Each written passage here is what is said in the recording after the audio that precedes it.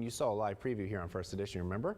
It was all at the National Padre Island seashore for the sun breaking to witness another sea turtle release. Dr. Donna Shaver has led that conservation effort and recovery effort there for 40+ years. She said she used to hear people talking about trash when referring to our beaches, but now it's all about the turtles. If you missed out, you can always check the National Seashore social media pages for their next release, or just tune in here on First Edition and we'll be sure to let you know. And I know someone who's always paying close attention is our own meteorologist, Carly Smith. Yes, I love going out to check out the turtles. They're so cute. But the weather also plays a role with how they interact, and the gender of the Kemp's Ridley sea turtles is also influenced by the weather. The temperature of the beach is critical to the incubating eggs. Warmer temperatures during the middle third of incubation produce a predominance of females. They collect the sea turtle eggs along our coastline, not only to protect them from predators, but also a global climate trend that is leading to warmer sand. Some beaches where it's becoming so hot, they're producing 100% female, and that's a big problem. The temperature is also critical because if it gets too hot, it can kill the developing embryos. Obviously a big problem, and it's occurring at some nesting beaches around the world.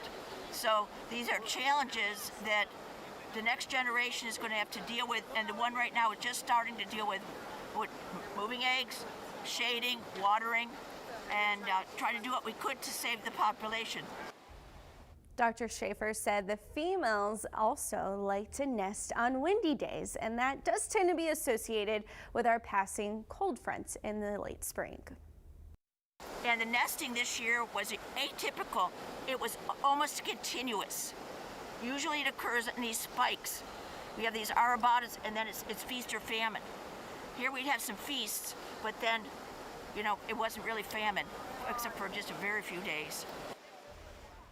Yeah, and many of you might have noticed a windier May and April. Well, that's the case. The turtles noticed it as well, as we saw more nesting throughout those 2 months. You can see in April, we saw 14-mile-per-hour wind speeds. That's our average. This year, it was greater than that at 16.8 miles per hour. May, on average, we start to lower those wind speeds. In part, that's due to less and less cold fronts moving through the region.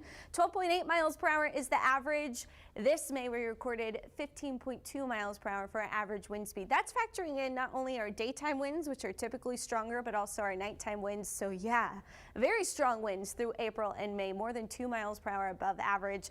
June, we've kind of evened out, and we were seeing just a half mile per hour less than average. Now, when the cold fronts do come through, we get a kick in our southeast winds as the front is approaching the coastal bend. Then as that cooler air moves in, we see a shift to northerly winds, but also that warmer air rises above the colder air, creates cloudier days, and that's like ideal conditions for those sea turtles, those Kemp's Ridley turtles, to lay their eggs, because they're the only ones that come up on shore during the daytime to lay their eggs. So pretty fascinating there.